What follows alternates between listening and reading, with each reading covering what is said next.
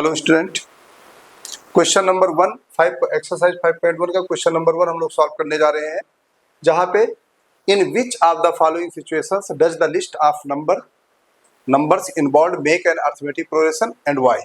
यहाँ पर देखना है कि कौन कौन सा इसमें जो सीक्वेंस है वो अरिथमेटिक प्रोग्रेशन है और कौन सा अरिथमेटिक प्रोग्रेशन नहीं है, ये हमें चेक करके बताना है।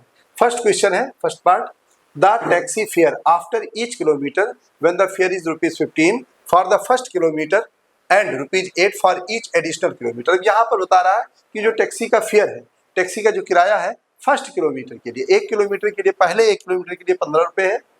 उसके बाद हर 1 किलोमीटर का आगे जो फर्दर किलोमीटर होगा एक एक, उसमें 8-8 रुपये ऐड होता जाता है। आइए हम लोग देखते हैं फेयर फॉर फर्स्ट किलोमीटर। पहले किलोमीटर के लिए फेयर कितना है? 15 रुपीज है। सेकंड किलोमीटर में क्या होगा? 8 प्लस हो जाएगा, 15 में 8 प्लस हो गया, 23 हो गया। फिर तीसरे किलोमीटर में 15 और प्लस 8 दो बार ऐड हो जाएगा, ये वाला 8 है ना। तो यहाँ पर देखते जाएंगे हम लोग, पहले 15 है, फिर 15 प्लस 8 है, फिर 15 प्लस 8 है, फिर 15 प्लस 8 प्लस 8 है, यानी हर बार 8 ऐड हो रहा है हर किलोमीटर में। पहले किलोमीटर 15 रुपये है, उसके बाद 8 रुपये दूसरे किलोमीटर में जुड़ा, तीसरे में 16 जुड़ा, फिर चौथे में 8 दूनी 16, 8 24 रुपये जुड़ गया।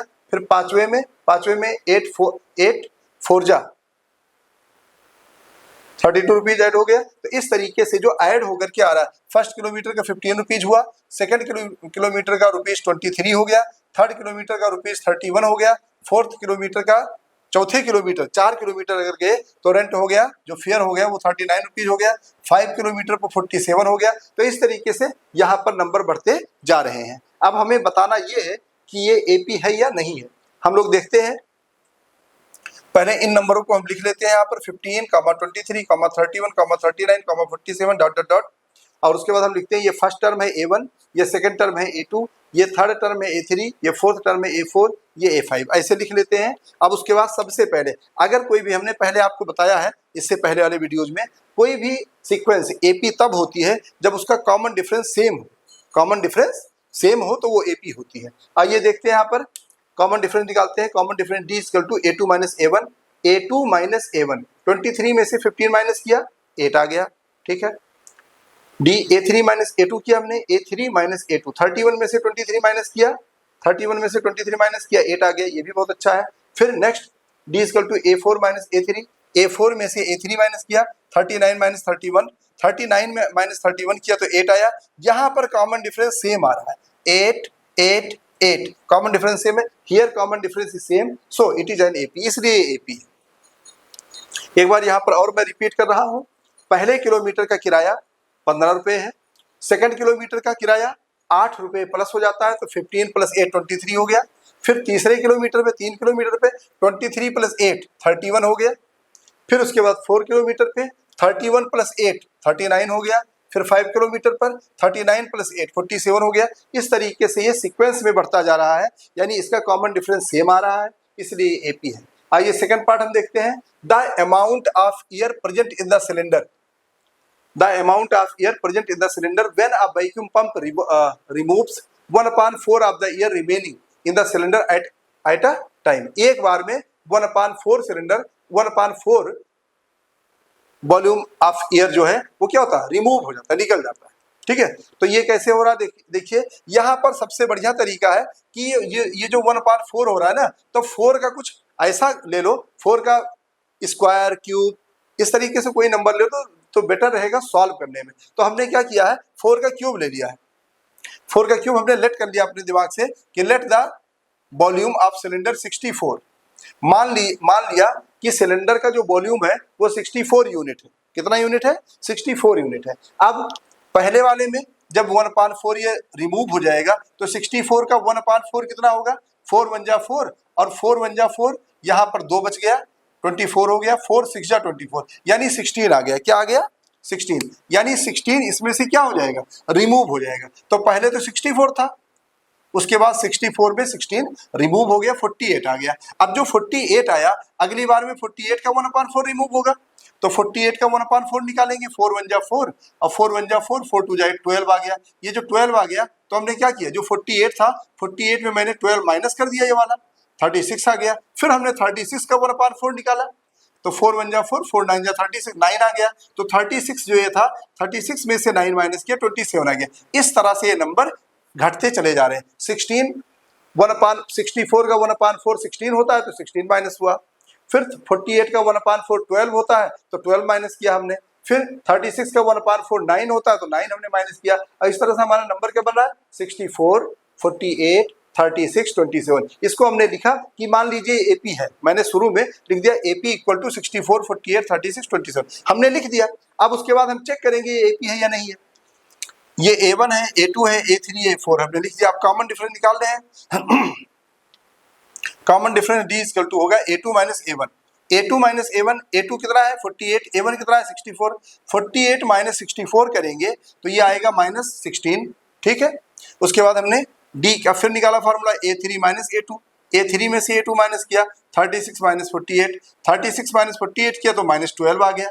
अब ये 16 के इक्वल नहीं है, फिर भी अभी डाउट है मुझे, एक और कॉमन डिफरेंस में निकाल रहा हूँ। कम से कम 3 डिफरेंसेस हमें निकालना चाहिए। फिर D इक्वल टू क्या हो गया A4 माइनस A3, A4 है यहाँ पर 27, A3 है 36, तो 27 में से 36 माइनस किया तो -9 आ गया। अब यहाँ मैं देख रहा हूँ कि यहाँ कॉमन डिफरेंस सेम आ ही नहीं रहा है। एक में -16 आ रहा है, दूसरे में -12 आ रहा है, तीसरे में -9 आ रहा है। जब सेम नहीं आ रहा तो ये AP नहीं होगा, ये AP नहीं होगा। A few moments later. Hello students, हम लोग अब क्वेश्चन नंबर फर्स्ट का थर्ड एंड फोर्थ पार्ट करने जा रहे हैं। देखिए थर्ड पार्ट में है the cost of digging a well after every metre. एक कुआं है, कुएं को जितना हम खोदेंगे, जितना हम डिगिंग करेंगे, जितना डिगिंग करेंगे एक वेल को, कुएं को, ठीक है, उसके अनुसार हमें पैसा मिल रहा है। कैसे मिल रहा है, पहले किलोमीटर का, पहले मीटर का, 1 मीटर खुदाई का 150 रुपये मिलता है, 150 रुपीज। और उसके बाद जितने भी मीटर आप खोदते जाएंगे 50 रुपीज ऐड होता जाएगा। पहले मीटर का, फर्स्ट मीटर का जो खुदाई होगी वो 150 रुपीज है, और उसके बाद में जितना भी खुदाई आगे 1 मीटर होता जाएगा 50 रुपीज ऐड होता जाएगा। तो आइए देखते हैं cost of digging 1 metre. 1 metre का जब हम कुआं खुदा, 1 मीटर की जब खुदाई हुई तो रुपीज 150 मिला, ठीक। अब उसके बाद में जब 2 मीटर की खुदाई हो गई तो 150 प्लस 50 हो गया, यानी 50 प्लस हो गया, 200 रुपीज हो गया। उसके बाद जब 3 मीटर हुआ तो 3 मीटर में 200 था प्लस 50 और प्लस हो गया, 250 रुपीज हो गया। जब 4 मीटर गए तो 250 प्लस 50 300 हो गया। फिर 5 मीटर गए तो 300 प्लस 50 350 हो गया। इस तरीके से 50 बार बार प्लस होता जा रहा है। पहले 150, फिर अगले में 50 जुड़ गया 200, फिर 50 जुड़ गया 250, फिर 50 जुड़ गया 300, फिर 50 जुड़ गया 350। इस तरीके से 50 ऐड ऑन होता गया। तो यहाँ पर हम देखते हैं कि जो एपी हमारा जो एपी आ रहा है वो आ रहा है 150, 200, 250, 300, 350, इस तरीके से आया। इसका फर्स्ट टर्म A1, फिर A2, फिर A3, फिर A4, A5, इस तरीके से हमने लिख दिया। अब उसके बाद हम कॉमन डिफरेंस निकालेंगे। कॉमन डिफरेंस अगर सेम है तो वो AP है, अदरवाइज हम AP नहीं मानते हैं, वो AP नहीं है। कॉमन डिफरेंस निकालते हैं A2 minus A1, A2 minus A1, 200 minus 150 तो 50 आ गया। A3 माइनस A2, 250 माइनस 200, 50 आ गया। A4 माइनस A3, 300 माइनस 250 या 50, यानी कॉमन डिफरेंस यहाँ पर सेम आ रहा है। Here common difference is same, so it is an AP, इसलिए ये AP है। आइए अब हम लोग फोर्थ पार्ट करते हैं।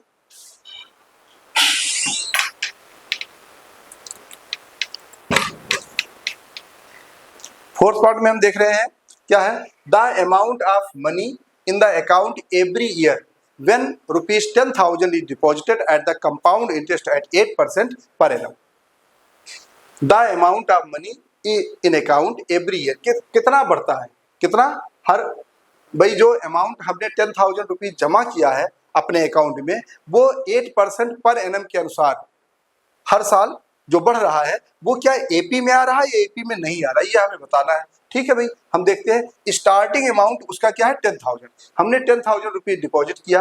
अब आफ्टर 1 ईयर, 1 ईयर के बाद अमाउंट कितना हो जाएगा, तो ये रफ पोर्शन है। देखो A इक्वल टू होता है P1 plus R/100 power N। P कितना है 10,000 रुपीज है, 1 प्लस R कितना है 8% है, अपान में 100 पावर में n, यानी 1 ईयर के लिए है, आफ्टर 1 ईयर के लिए है। तो इसका कितना हो जाएगा? तो आप बोलोगे सर 10,000, और यहाँ पर यहाँ एलसीएम हो जाएगा, तो 100 का 1 से मल्टीप्लाई होगा 100 प्लस 8, 108 अपान 100 की पावर 1 हो जाएगा। तो अब इसको हम सॉल्व कर लेंगे, 00 से 00 काट देंगे और हमारा आंसर आएगा 108, और प्लस 100 से मल्टीप्लाई होगा तो 00, यानी इतना अमाउंट आ गया। यानी आफ्टर 1 ईयर के बाद कितना आ गया हमारे पास अमाउंट? ये आ गया। पहले 10,000 था, अब हमारे बैंक अकाउंट में 1 साल के बाद इंटरेस्ट लग करके 10,800 हो गया। पहले हमने 10,000 रुपये जमा किया था अपने अकाउंट में, मगर 1 साल के बाद 1 ईयर के बाद जो 8% इंटरेस्ट था, वो इंटरेस्ट प्लस होकर के अब हमारे पास कितना अमाउंट हो गया? 10,800 हो गया। अब नेक्स्ट ईयर का हम देखते हैं, इसको हम इरेज कर देते हैं और नेक्स्ट ईयर का निकालते हैं। नेक्स्ट ईयर का क्या होगा? A equal to P 1 plus R upon 100 power n। अब जो प्रिंसिपल है वो प्रिंसिपल अब 10,000 नहीं रहा, 10,800 हो जाएगा। यहाँ पर ये हमारा है दूसरे साल में 10,800 हमारा प्रिंसिपल होगा और हम उस पर इंटरेस्ट लेंगे जितना मिलेगा। तो 1 प्लस आर है 8% अपान 100 पावर में 1 ही रहेगा, 1 साल के बाद होता है। अब ये 1 साल का निकल चुका, अब अगले 1 साल का, तो 10,800 यहाँ हो जाएगा 108 अपान 100। ये 100 00 से कट जाएगा। अब 108 इंटू 108 इसे मल्टीप्लाई कर लेते हैं हम लोग, तो इसका आ जाएगा 108 इंटू 108 इंटू 108, ये हो गया 11,664। 11,664 ये आ गया। तो यानी अगला जो आफ्टर 2 ईयर्स यानी 2 साल के बाद, यानी पहले साल में तो इतना हो गया हमारे अकाउंट में, फिर अगले 1 ईयर में हमारे अकाउंट में अब कितना पैसा हो गया? 11,664 हो गया। तो इस तरीके से अमाउंट हमारे अकाउंट में बढ़ता जा रहा है। क्या ये जो अकाउंट, जो हमारा अमाउंट ये हमारे अकाउंट में बढ़ता जा रहा है, क्या ये एपी है? ये हमें चेक करना है। तो एपी है या नहीं है, इसके लिए हम क्या करते हैं? कॉमन डिफरेंस फाइंड आउट करते हैं। अगर कॉमन डिफरेंस सेम है तो वो एपी है, अदरवाइज नहीं है। आइए देखते हैं। तो हमने पहले एपी लिख दिया 10,000, 10,800, 11,664 हमने लिख दिया, और आगे इसलिए नहीं निकाला क्योंकि ये बहुत टाइम ले रहा था, इसलिए 3 ही अमाउंट निकाले हैं यहाँ पर। पहला A1 हो गया, दूसरा A2 हो गया, तीसरा A3 हो गया। अब कॉमन डिफरेंस निकाल ले रहे हैं। Common difference D equal to होता है A2 माइनस A1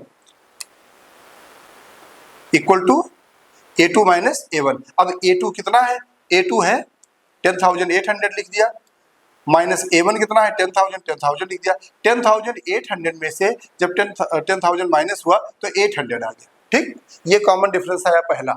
अब सेकंड में हम देखते हैं A3 माइनस A2 निकाल करके।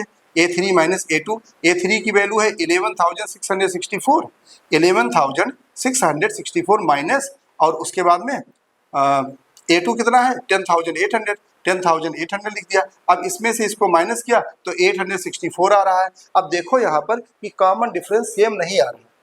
पहले 800 था, अब 864 हो गया। अगर हम और भी अमाउंट निकालते तो उसका कुछ कॉमन डिफरेंस और भी अलग आता। तो यहाँ पर कॉमन डिफरेंस सेम नहीं है, इसलिए एपी नहीं है। तो यहाँ पर लिखेंगे here common difference is not same, so it is not an AP, इसलिए एपी नहीं है। इस तरह से क्वेश्चन सॉल्व।